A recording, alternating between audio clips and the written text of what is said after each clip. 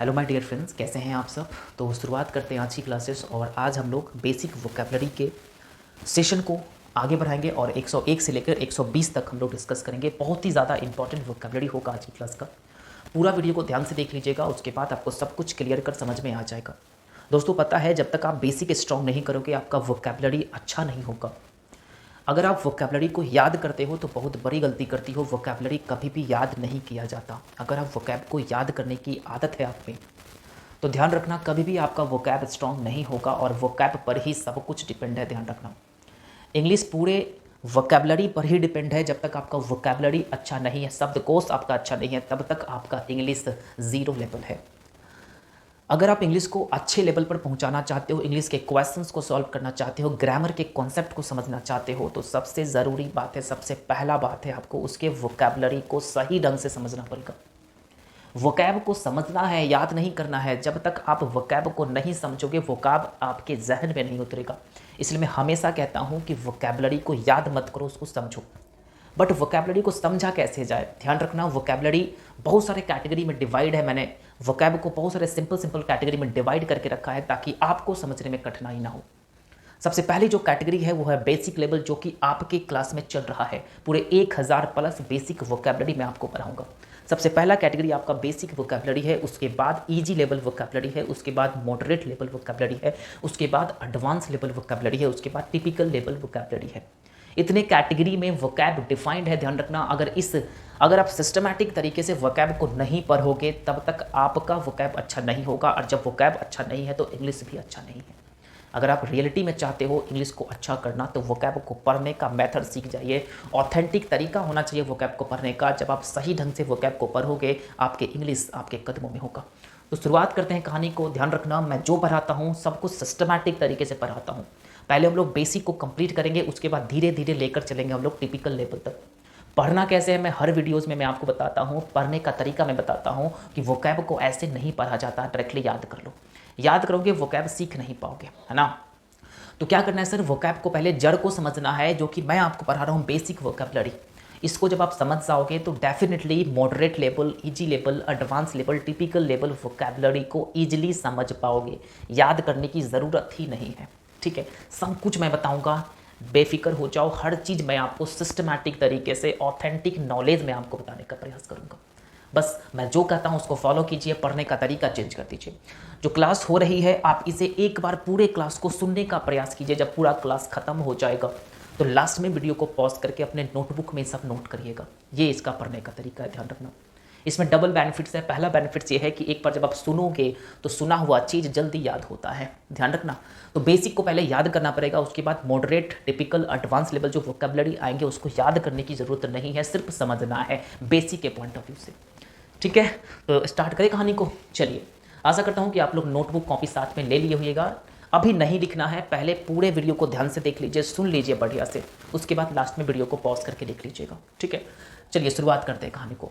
तो video start करने से पहले आप सभी से छोटी सी रिक्वेस्ट है, अगर चैनल पर नए हो तो प्लीज़ चैनल को सब्सक्राइब कर लीजिएगा, बेल आइकन को प्रेस कर लीजिएगा, ताकि जब भी कोई वीडियो अपलोड होगा ना, सबसे पहले नोटिफिकेशन आपको मिल जाए, ताकि कोई भी important videos, important classes miss ना कर पाओ आप, ठीक है। तो स्टार्ट करते हैं कहानी को। तो सबसे पहला जो वर्ड्स आपके सामने हैं बहुत ज़्यादा इंपॉर्टेंट वर्ड्स है, ध्यान रखना। जब तक इसको कंप्लीट नहीं करोगे आगे नहीं बढ़ पाओगे, ओके। तो मैं जो कहता हूँ उसको फॉलो करो। अगर एग्जाम्स क्वालिफाई करना है, इंग्लिश को अच्छा बनाना है, तो इन सभी बेसिक वोकैब को ठीक करना पड़ेगा। जड़ स्ट्रॉन्ग रहेगा तो ऊपर भी स्ट्रॉन्ग रहेगा। आ रहे समझ में। चलिए शुरुआत करें। सबसे पहला वर्ड्स आपके सामने है पकाना, ठीक है। सबसे पहला वर्ड्स आपके सामने है पकाना। इसको क्या कहेंगे सर, पकाने को इंग्लिश में क्या कहेंगे, तो कहोगे sir to roast, ROAST, roast. Roast का मतलब होता है पका देना, ठीक है। नेक्स्ट वर्ड आपके सामने है माफ करना। माफ करना, माफ करना, ध्यान रखना। माफ करना को हम लोग क्या बोलेंगे, टू एक्सक्यूज बोल सकते हो। टू एक्सक्यूज का मतलब भी होता है माफ करना, या टू पार्डन का मतलब भी होता है माफ करना, या टू एग्जैम्प्ट का मतलब भी होता है माफ करना। To excuse, to pardon, to exempt का मतलब होता है माफ करना। आ रहे समझ में। नेक्स्ट वर्ड आपके सामने है माफी मांगना। माफी मांगना को इंग्लिश में क्या कहेंगे, to beg pardon. To beg pardon बोल सकते हो, PARDON, पार्डन। माफी मांगना, to beg pardon, right. Next word आपके सामने है भूलना या भूल जाना। भूलना या भूल जाना, इसको कहेंगे हम लोग to forget. To forget, FORGET, forget, या to lose sight of. Lose sight of भी बोल सकते हो, ठीक है। नेक्स्ट वर्ड आपके सामने है उड़ना या उड़ाना, उड़ना या उड़ाना। ओके, तो उड़ना या उड़ाना को बोलेंगे टू फ्लाई, टू होवर भी बोल सकते हो, HOVER, होवर। नेक्स्ट आपके सामने फ्लाई अवे, ये एक फ्रेजल वर्ब है, फ्लाई अवे बहुत बार एग्जामिनेशन में पूछे जा चुके हैं फ्रेजल वर्ब के क्वेश्चंस में। तो फ्लाई अवे का मतलब भी होता है उड़ना या उड़ा देना, right.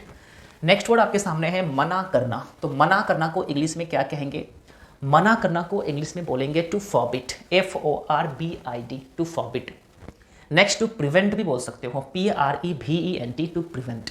Next head of the clog, head of clog भी बोल सकते हो, head of clog, CLOG, clog, right. Next word आपके सामने है पानी पटाना, पानी पटाना, जब खेत में आप पानी पटाते हो या कहीं पर भी आप पानी पटाते हो तो इसको इंग्लिश में क्या कहेंगे, पानी पटाना को, तो कहोगे to sprinkle water, to sprinkle water, right, to sprinkle water. Next word आपके सामने है महसूस करना, नेक्स्ट वर्ड आपके सामने है महसूस करना, तो कहोगे सर फील हो जाना, टू फील बोल सकते हो, या टू परसीव बोल सकते हो, या टू रियलाइज बोल सकते हो, या टू सस्पेक्ट बोल सकते हो। महसूस करना टू फील होगा, टू परसीव होगा, या टू रियलाइज होगा, या टू सस्पेक्ट भी होगा, ठीक है। नेक्स्ट वर्ड आपके सामने है अनुभव करना, अनुभव करना बहुत ही इजी और सिंपल वर्ड्स है, टू एक्सपीरियंस बोल सकते हो, एक्सपीरियंस का मतलब होता है अनुभव करना, अनुभव होना, to experience, right. To experience का मतलब होता है अनुभव करना। नेक्स्ट वर्ड आपके सामने है चुनना या चुनाव करना, चुनना या चुनाव करना, टू इलेक्ट बोल सकते हो, ELECT, टू इलेक्ट का मतलब होता है चुनना या चुनाव करना, इलेक्शन करना, राइट।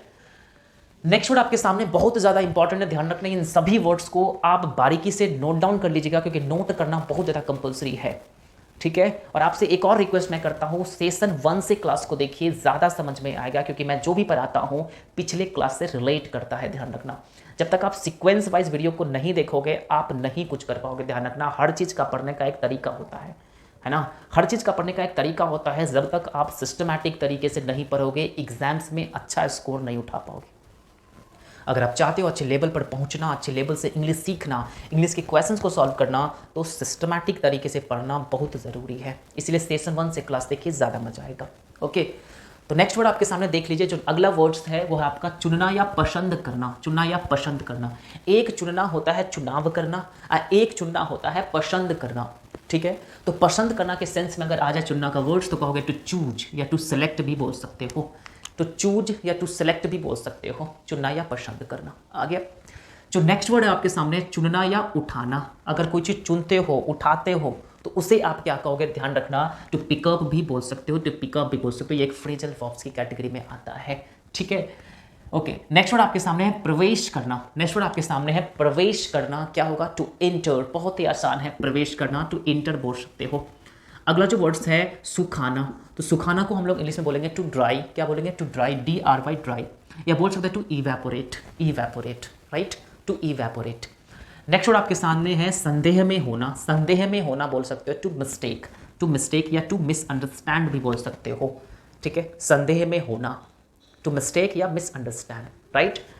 नेक्स्ट वर्ड आपके सामने है ईंधन वाला गाड़ी चलाना, बहुत इंटरेस्टिंग है। जिस गाड़ी में ईंधन लगता हो, तेल लगता हो, उस गाड़ी को चलाना, उसको इंग्लिश में बोलेंगे to drive, right. To drive का मतलब होता है ईंधन वाला गाड़ी चलाना, ध्यान रखना। उसके बाद बात करते हैं साइकिल चलाना, तो साइकिल चलाने को इंग्लिश में बोलेंगे to ride on a bicycle, to ride on a bicycle, right, to ride on a bicycle. Next word आपके सामने घोड़ा पर चढ़ना या घोड़सवारी करना, घोड़ा पर चढ़ना या घोड़सवारी करना, इसको इंग्लिश बोलेंगे to ride on a horse, to ride on a horse, ठीक है। नेक्स्ट वर्ड आपके सामने है रिक्शा चलाना, रिक्शा चलाना को बोलेंगे to pull a rickshaw, to pull a rickshaw, to pull a rickshaw का मतलब होता है रिक्शा चलाना, राइट, रिक्शा चलाना, to pull a rickshaw, to pull a rickshaw. Next word आपके सामने है नाव चलाना, नाव चलाना, ठीक है, तो उसको बोलेंगे to sail a boat, to sail a boat, right.